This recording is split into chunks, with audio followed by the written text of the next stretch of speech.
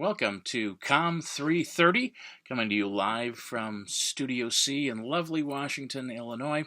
We are talking about intellectual property, and we are going to continue. We had talked about that already, and we're going to continue, and we're going to look at 3 times when you don't own what you have created. So there are 3 times when that can take place. The first is when it's been created as part of your employment. Perhaps you're a copywriter or a graphic designer, and part of your employment is to do that, and so your employer will actually own those works. It may also be the case with if you work for a television station, such as Caroline, maybe with WEEK. Some of that, what you create, the station might own. When I worked for a television station, when I produced with my likeness, they own that, and they still have copies of it today. I don't own that. So that's one example when you don't necessarily own what you've produced. The second is contracted to another, when you're legally contracted to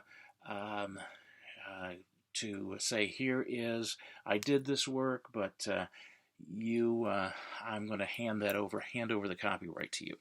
And so some famous cases where this has occurred, well, just about every famous band has had problems with losing the rights to their songs, quite a few. More recently, if I was to say a name of somebody who recently caused a stir because of this, it would obviously be Taylor Swift, and she doesn't. She is angry that Scooter Braun, who had been a producer of hers before, bought her catalog, and so she actually doesn't own many of her songs, and has to ask him permission if she wants to use them. In certain circumstances, she doesn't like him. He currently is Scooter Braun is currently representing, I think, Justin Bieber was one of them, and several others, and so an interesting dynamic there. But even though she produced them, she does not have the ownership today. Another famous one was the Beatles. They did not have ownership of most of their library, their catalog, and so one time when Paul McCartney was doing a duet with another artist, and that was Michael Jackson, and I believe the song was, I can't remember what the song was now. I remember the video, but they did something together, and so while they were together, Paul McCartney told Michael Jackson, he says, that the real money was in rights to music and to buying rights to music. Well, a couple of years later, about 2 or 3 years later, the Beatles catalog of music came up for sale. So Paul McCartney, one of the Beatles, went up to the auction and was bidding on it. And who was bidding against him but Michael Jackson? Michael Jackson had more money and ended up buying all of the Beatles music. The Beatles weren't very happy about that, and Michael Jackson did a couple of things to sell it. One of the first songs that they used was "There's Going to Be a Revolution," and he allowed that to be used on a Nike commercial, and the Beatles didn't really want to commercialize their music, although today they probably would, because they are currently the remainder of the Beatles are pretty into the commercial thing, but at the time, Michael Jackson had that catalog for a long time, and he could control what music was played and who played it. Okay, now we're going to shift over. The last thing that we're going to talk about in regard to intellectual property is fair use, and that is something that if you're an educator, you certainly use that a lot. Now, fair use in copyright allows copyrighted material to be used for free. Copyrighted material that isn't necessarily in the public domain. It is a copyright law extension, and it's for certain people. It's used mainly for people including educators, researchers, and reporters. Sometimes certain video can be used. Fair use in telling a story, and because it's part of the marketplace of ideas. So there are actually 5 specific things that copyright material can be used for in fair use. They are: 1, criticism, because the United States wants to encourage critique, criticism, discussion. The next is comment. If you're making a comment on something, news reporting, specifically teaching, and also in scholarship and research. Now, in teaching, sometimes I will show a clip of a movie clip and show it in class, and that is covered by fair use if I use a short portion of it, and in some cases a longer portion of it. But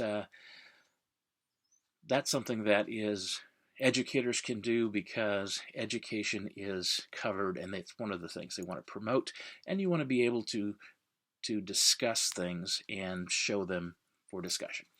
Another factor in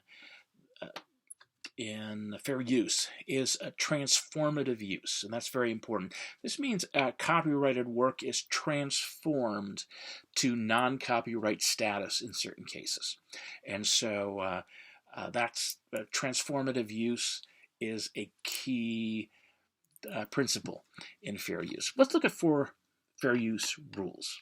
The first is whether it's for nonprofit or commercial. And there's a difference there. Nonprofit generally has a much more protection to use it. It's much more likely to be true fair use than commercial. A commercial generally is thought of as that people should pay for it. The second is the nature of the copyright work. Is it fact or is it fiction? Factual works have much more leeway.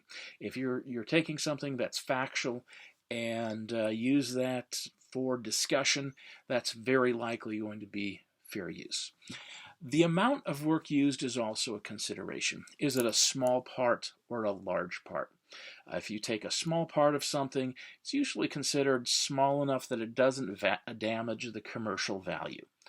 Number 4, although I will give one exception, it depends on who is actually behind the copyright. Disney is very, very careful. Anything you use with Disney is there's a high likelihood they will sue. They are very litigious.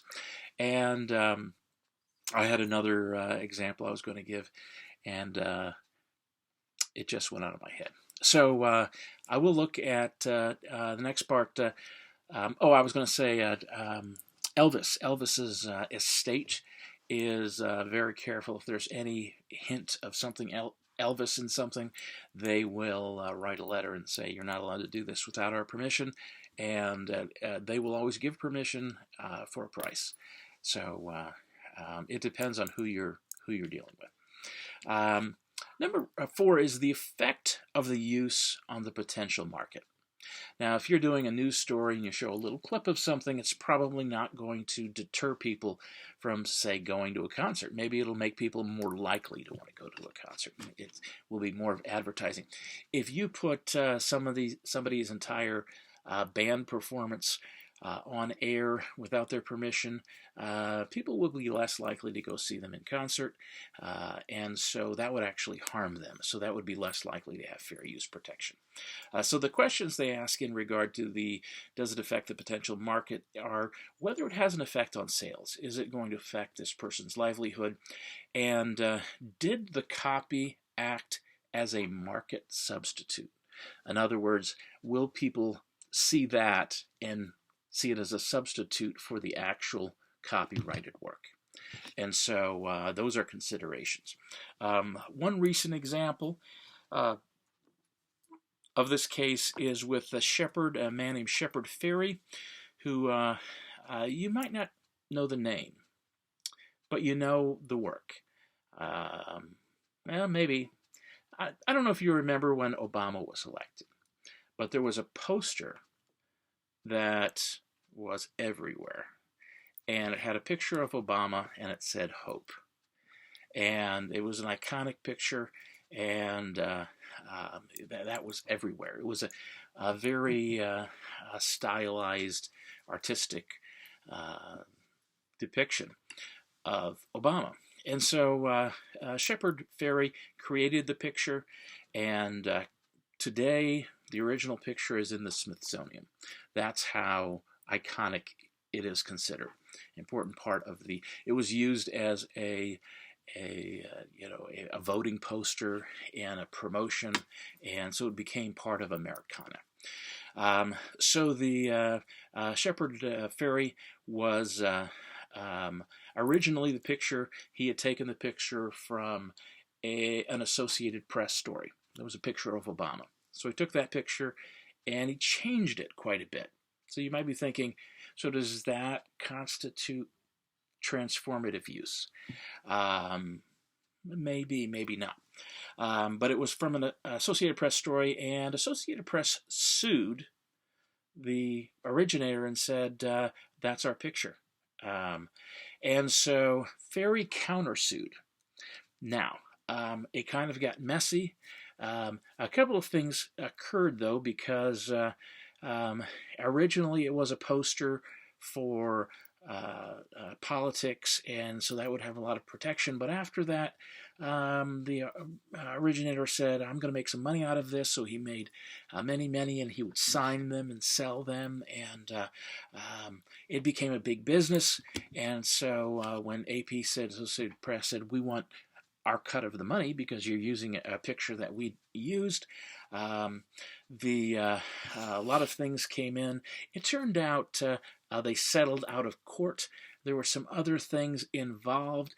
It turned out Shepard Fairey did some things that were not exactly kosher, and so that was why they settled out of court.